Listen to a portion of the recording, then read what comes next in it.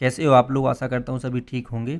यह प्रश्न आज का बड़ा महत्वपूर्ण भी है, क्योंकि कई बार यह प्रश्न पूछा गया है। मैं फिर से बोल रहा हूँ, मैं वही प्रश्न ला रहा हूँ जो बंदों से अभी तक क्वेश्चन पूछे गए हैं। तो ऐसे क्वेश्चनों को कैसे जवाब देना है, यह बात इस बात पर डिपेंड करेगी महाराज कि आपने यह वीडियो कितना ध्यान से सुना। तो चलो हम स्टार्ट करते हैं। एक बंदे से प्रश्न पूछा गया था साक्षात्कार में कि अपने धर्म की कुछ विशेषता बताइए। अब अपने धर्म की विशेषता महाराज दो प्रकार से बता सकते हो। तो वो विशेषताएं भी दो होती हैं महाराज, एक अच्छी विशेषताएं होती हैं और एक नकारात्मक भी होती हैं। इनकी पाखंडवाद पर भी होता है कि आपके धर्म में क्या क्या पाखंड है, क्या क्या अंधविश्वास है, उस पर चर्चा कीजिए।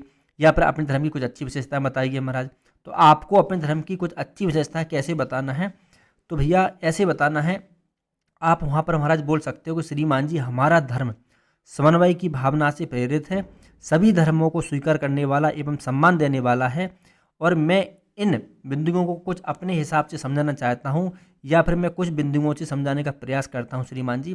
तो आप कह सकते हो कि पहला जो बिंदु है वो है सहिष्णुता की भावना। हमारे धर्म में सहिष्णुता का अर्थ होता है सहन करना या स्वीकार करना, या फिर हमसे असमान विचारों को भी सम्मान देना या सहन करना। हमारे देश में भिन्न भिन्न धर्मों के लोग रहते हैं। कहने का तात्पर्य महाराज ये है कि आपको लगता है कि हमारे नेगेटिव यानी कि नकारात्मक विचार वाले व्यक्ति भी रहते हैं, या फिर अन्य संप्रदाय, अन्य जाति वाले, अन्य धर्म वाले रहते हैं, जिनसे ना तो हमारी संस्कृति मेल खाती है, ना हमारा आचार व्यवहार मेल खाता, तब भी हम उनको सम्मान देते हैं और उनको सम्मान देते ही रहना है, हमारे शास्त्र कहते हैं। और इस चीज़ को वास्तव में सहिष्णुता की भावना कहते हैं। तो कहने का मतलब ये है कि हमारे देश में भिन्न भिन्न धर्मों के रहते हुए, भिन्न भिन्न संस्कृतियों के चलन के बावजूद भी हमारी सहिष्णुता कायम रहती है महाराज, कभी खंडित नहीं होती है, विरोधी भाव उत्पन्न नहीं होता है। यही हमारे देश की सबसे बड़ी खूबसूरती है प्रभु। तो भारत में सभी धर्म, सभी जातियाँ, संप्रदायों के प्रति उदारता एवं सहिष्णुता एवं प्रेम भाव जो पाया जाता है महाराज, तो यही हमारे देश की ताकत भी है, मजबूती भी है, और महाराज यही खूबसूरती भी है। अब दूसरा आप बोल सकते हो कि श्रीमान जी, दूसरे हमारे धर्म की अच्छी विशेषता यह है कि हमारा धर्म वसुधैव कुटुंबकम की भावना से प्रेरित है। आप कह सकते हो कि हमारी सनातन धर्म की जो परंपरा है कि धरती पर रहने वाले प्रत्येक मनुष्य को अपने परिवार की भांति प्रेम एवं स्नेह हमको देना चाहिए। इसका अर्थ हुआ धरती ही एक परिवार है, इनकी वसुधा एवं कुटुंबकम, मतलब ये है कि धरती ही एक परिवार है। और आपको जानकारी होना चाहिए श्रीमान जी कि यह बात संसद के प्रवेश कक्ष में भी अंकित है।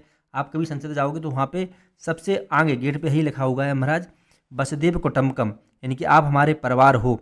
तो हमारे शास्त्रों में महाराज उल्लेखित है, अयम निजा परोवेति गणना लघु चेत साम उदार चरतानाम तू वसुधैव कुटुंबकम। यानी कि अगर आप महो उपनिषद पढ़ोगे तो उसमें महाराज यह श्लोक आया है, जिसका तात्पर्य होगा कि यह मेरा अपना है और यह नहीं है। इस तरह की गणना छोटे चित्त यानी संकुचित मन वाले लोग करते हैं, बड़े हृदय वाले महाराज ऐसी बात नहीं करते हैं। जो उदार चित्त वाले होते हैं उनके लोगों के लिए, उनके मन में लोगों के लिए संपूर्ण धरती ही एक परिवार है, यह भावना उनके मन में उल्लेखित रहती है महाराज। वो किसी प्रकार का अतिक्रमण नहीं करते, किसी को परेशान नहीं करते हैं, पूरे राष्ट्र को एक परिवार ही समझते हैं। और वास्तव में सच्चा देशभक्त या फिर सच्ची देशभक्ति यही होती है मेरे हिसाब से महाराज। आप तीसरा बोल सकते हो श्रीमान जी कि हमारे धर्म में अध्यात्मवाद का पाया जाना बहुत महत्वपूर्ण है, इनकी बहुत अच्छा भी है। वो कैसे है? तो आप कह सकते हो कि हमारे ग्रंथों में दो विभाग हैं प्रभु, एक भौतिकतावाद पर निर्भर है और एक विज्ञानवाद पर, जिसे हम लोग विज्ञानवाद भी कहते हैं, भौतिकतावाद कहते हैं, और दूसरा है अध्यात्मवाद। यानी कि हमारा जीवन महाराज दो प्रकार से चलता है, एक भौतिकवाद के हिसाब से चलता है और एक चलता है अध्यात्मवाद। अच्छा, कैसे चलता है? तो आपको पता है कि धर्म एवं आध्यात्मिकता भारतीय संस्कृति की आत्मा है, ऐसे हम समझ सकते हैं। इसमें भोग एवं त्याग, साधना, उपासना का सुंदर समन्वय पाया जाता है, क्योंकि अध्यात्म ही हमारे भौतिक वातावरण की आधारशिला है। आप ऐसे भी कह सकते हो कि श्रीमान जी, चौथी हमारे धर्म की जो खासियत है, वो विशेषता है, वो धर्म की प्रधानता है।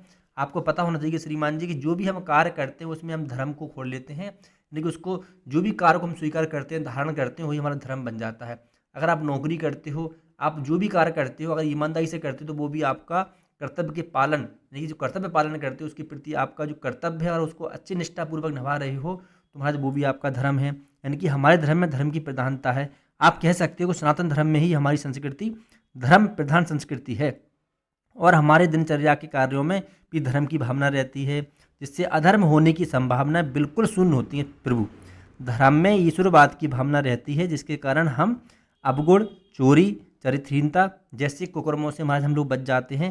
यानी कि जब धर्म हमारे कार्य में शामिल होता है तो हमको एक भय होता है कि ईश्वर हमको देख रहा है और हम अनेक प्रकार के अवगुणों से और महाराज अनेक प्रकार के कुकर्मों से हम लोग खुद को बचा लेते हैं और हमारा समाज भी सुरक्षित रहता है, पवित्र रहता है प्रभु।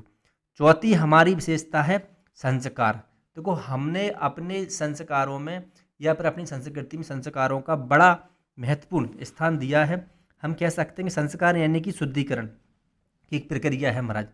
संस्कार क्या है? शुद्धिकरण की प्रक्रिया है। सनातन धर्म में जन्म से लेकर मृत्यु तक संपूर्ण जीवन संस्कारों में निहित होता है। संस्कार का मतलब महाराज दो प्रकार से होता है।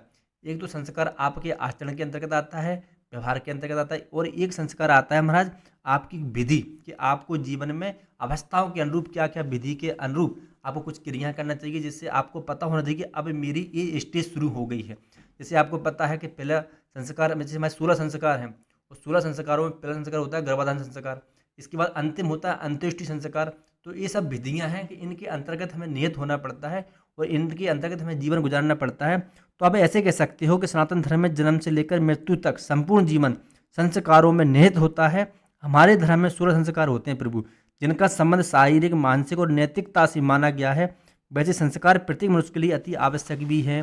तो श्रीमान जी ऐसे कई पॉइंट हैं, कई बिंदु हैं जहाँ पर आप अपने धर्म की विशेषता रख सकते हो, बता सकते हो। तो मैंने कुछ आपको औपचारिक रूप से बता दिया है। अब आपके ऊपर है कि इन बिंदुओं को आप अपने साक्षात्कार में कैसे रख सकते हो। और मैं सभी को फिर से एक बार कहना चाहूँगा, जब भी साक्षात्कार देने जाते हो श्रीमान जी अच्छे से पढ़ के जाएं।